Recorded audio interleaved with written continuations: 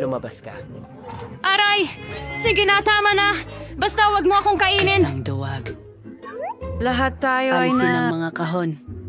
Aparenteng nagsisimula tayo sa pagpipinta ng mga baka. Ayokong gawin ang ganitong maruming gawain ng mag-isa. Bagay, pumunta ka agad sa akin. Walang makakapagpinta ng bahay ng mas mahusay kaysa sayo. Kaya pakiusap magsimula ka na. Sa tingin ko perpekto ito. Para lang magdagdag ng ilang dekorasyon. Ang mga buto ay perpekto para dito. Ering-ring perpektong alga. Tarantula. Ingayur sa wawi si where si habi ng sapot. Pero mukhang mas nakakatakot yung aking bahay. Laring ko yung mga estatwa na ito sa bubong. Sa tingin ko bagay na bagay sila para sa aking labas ng bahay. Dan, sino ang hinihintay mo? Oh, magsimula na. Yay! Panahon na para magsimula. Kailangan ko talagang Tulungan mo ako pinturahan ng bahay. Tutulong si Brown. Paparating na sila. Mag-ingat ka. Baka magsimula na ang zombie apocalypse. Biro lang. Mga kaibigan ko lang sila. Ha ha ha ha. Ayusin lang nila ang bahay. Ha? Ako? Ama rin siya sa ng ideya. However, handprints mo ding-ding. Well, it's so. Probably perfectos.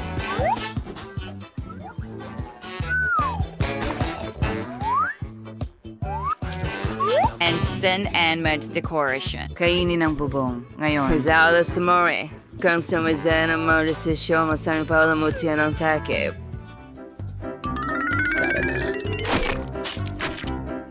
Damo, magandang ideya. Ang lahat sa namang lilim ng berde ay perpektong pagkakabagay. Una akong nadala sa'yo, resulta ng sign. Masabi ay hindi niyo ako binigo. Mari kayong bumalik. Kuna ang tatapos ng iba nang wala kayo. Salamat. Siyempre ay medyo manaw na kurang sa pagkawam ng lahat. With your honest calls, hunda ako niyang bitan. Sira ng lumot. At wait bang damo sa paligid. Hindi kaya yung mga batong may lumot sa tubo. Hindi rin masama ang ilang kabute. Kailangan kong gawing lahat para maramdaman kong parang tunay na zombie. Hindi rin masama kahit sa ilalim ng lupa. Oh, dahil pa kaunting uhog. Sa singin ko maganda ito.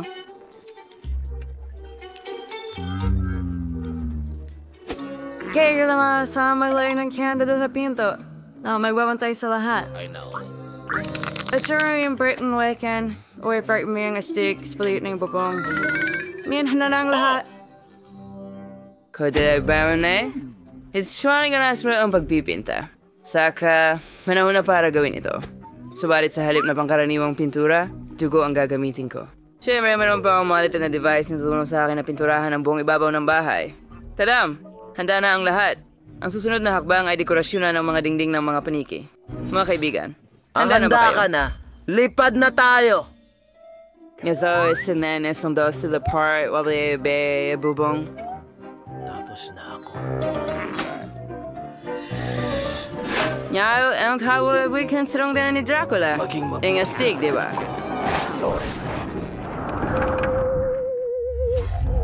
Oh, napaka-awkward ko. Kailangan ko agad ng isa pang mailbox. Sa tingin ko ang ulo ng isa sa mga kaibigan ko. Nagising sa magandang biro. Tusi and so cake na ito may. Ngayon, kailangan mo na lang itong hukayin. Narito na. Nuka mo na manatili. Bagay, halika agad sa akin.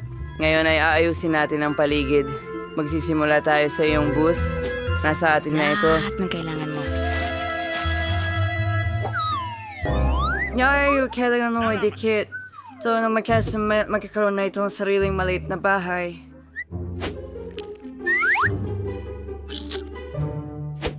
Susunod, kailangan ko ng mga bato ng iba't ibang laki para makagawa ng magandang daan.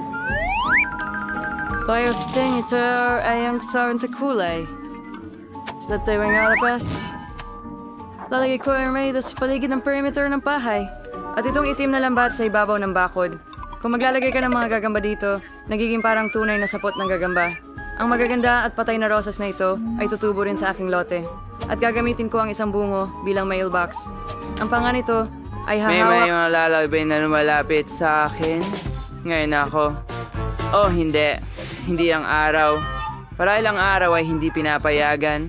Ang tanda ang pangunahing palamuti ng aking teritoryo. Susunod ang mga paboritong piraso ng lahat. Matatapos ko lang ang dugo ko. At narito na ang piramide.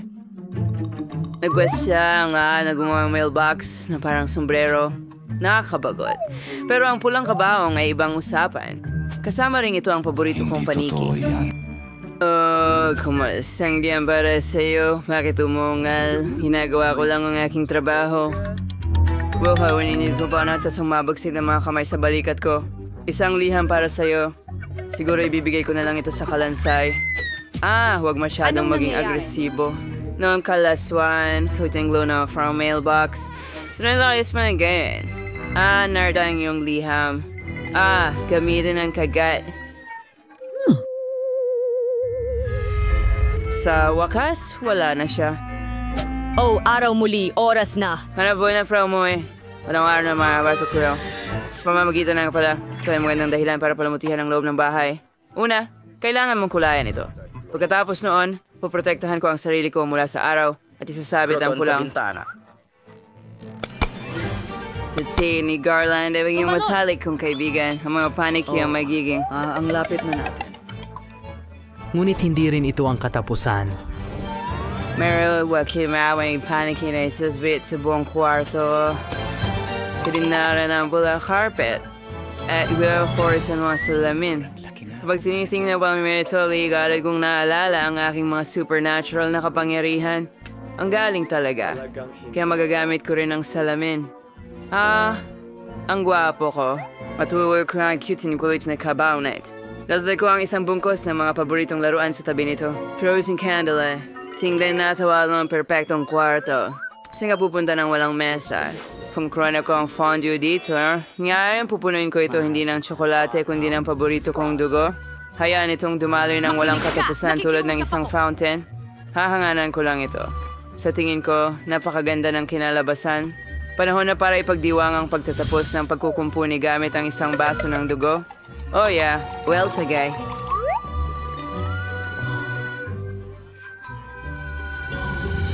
Bakit ko lang ipalamos yan ang loob ng bahay? Sa tingin ko kailangan ko ng isang kapsula ng zombie virus muna. Magbibigay ito ng tamang kulay sa mga dingding. Tago ang say gumana ng paborito kong tabla.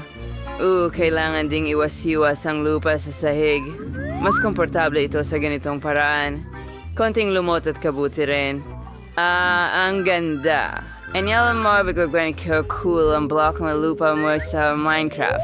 Ano makagat sa aking interior? Tingnan mo kung ganito ka-cool. And narito ang larawan ng aking mahal. Ang kailangan nating magdagdag ng ilang mga estatwa at cobblestones. Maganda ring tingnan ang mga creepers sa mga dingding. Gagawa rin ako ng mga paborito kong bagay dito. Kumain ng mga matatamis at manood ng mga paborito kong channel. Salamat sa panonood. Maliban sa kanayon at dekorasyon ng kanilang mga bahay. Umpisahan ko sa pagpipinta ng mga dingding din. Kailangan mong protektahan ang iyong sarili gamit ang gas mask. Ngayon, maaari mo nang ihinto ang pagpipinta ng mga dingding.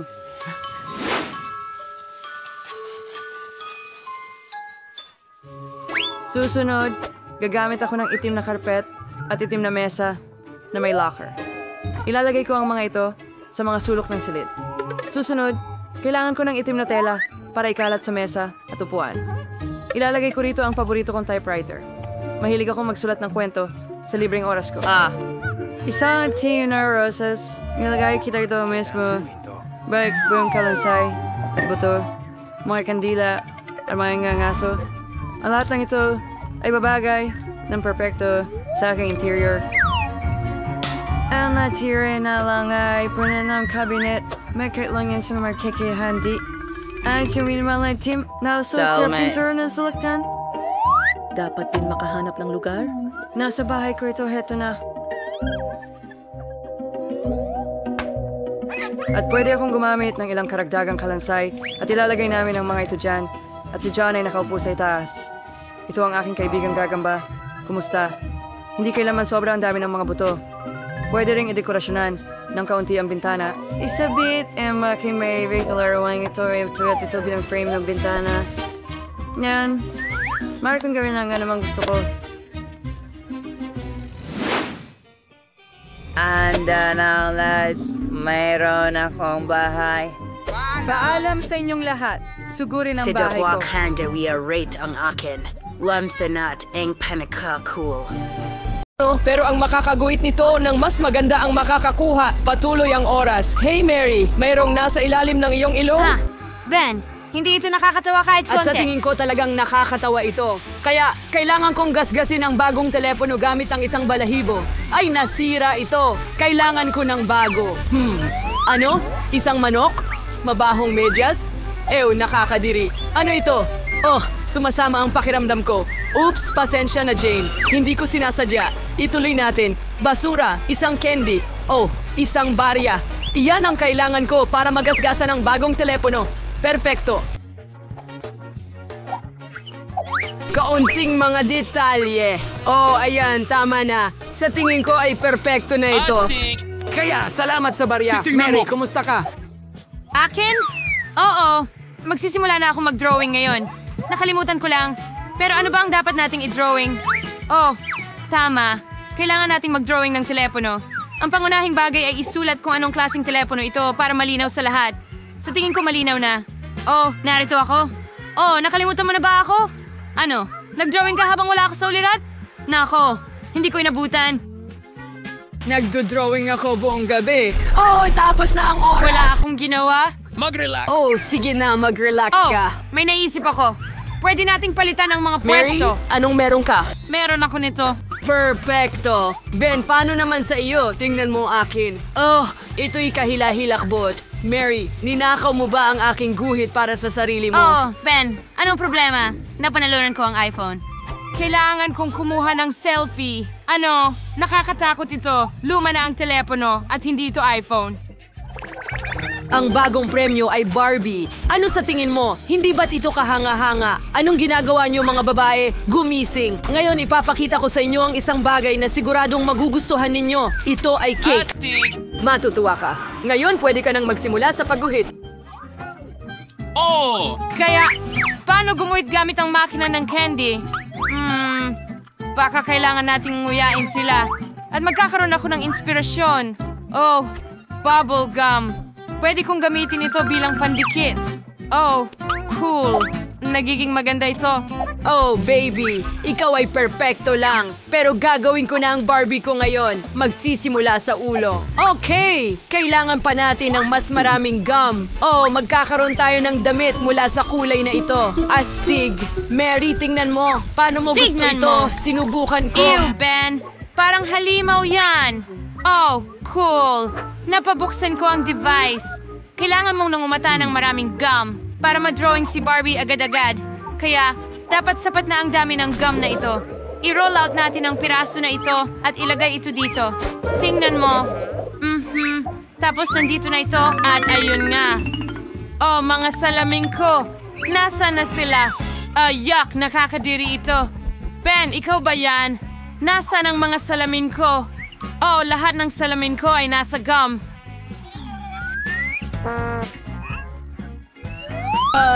Kakilakilabot. Jane, tanggalin mo ang chewing gum sa mukha mo. Dumating na ang oras. Ano ang nagawa mo na? Jane, ipakita mo sa akin ang ginawa Heto mo. na.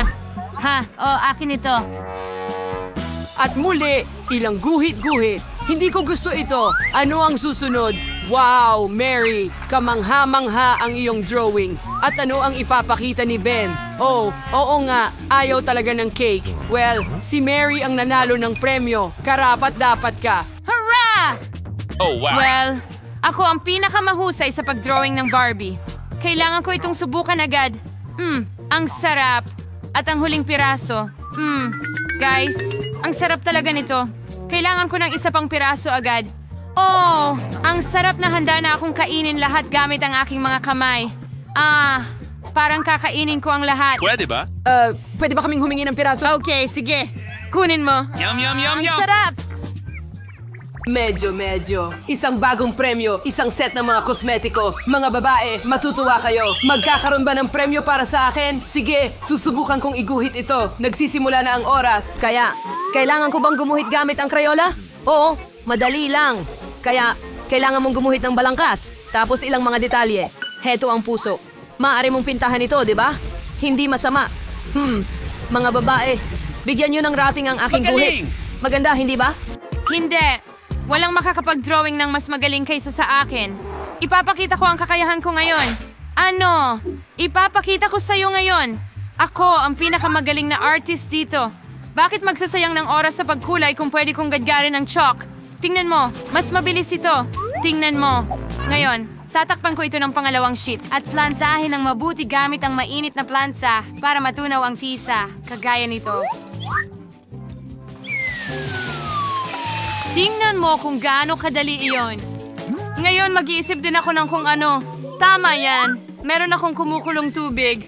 At mga Crayola. Kukunin ko lang ang mga Crayola, dudurugin sila at ilalagay sa kumukulong tubig. Matutunaw sila at magiging pintura at magpipinta ako ng mas mabilis kaysa kay Mary. Haha, ang liwanag. Tingnan mo yan. Super! Oh, ano itong amoy? Mary, ayos ka lang ba? Oh, hindi. Nasunog lahat. Nananaginip ako tungkol sa pampaganda at nakalimutan ang lahat. Ano ang gagawin ko ngayon?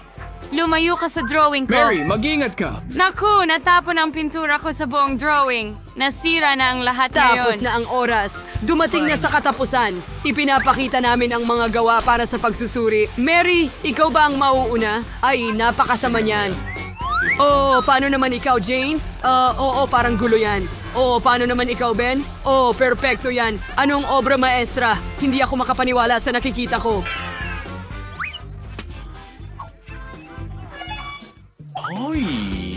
Ang isang set ng kosmetiko ay para sa iyo, guwapo. Narito ang iyong premyo. Ano ang gagawin ko dito? Hindi ko alam. Mary, gusto mo ba ng mga pampaganda? Maaari mo Jane, bang... kailangan mo rin ba ng makeup? Mga babae, mahihilo na ako ngayon. May naisip ako, hayaan yung gawin ko ang makeup nyo sabay-sabay. Handa na, ganyan lang dito at doon at tapos na. Kumusta, nagustuhan nyo? Sinubukan ko.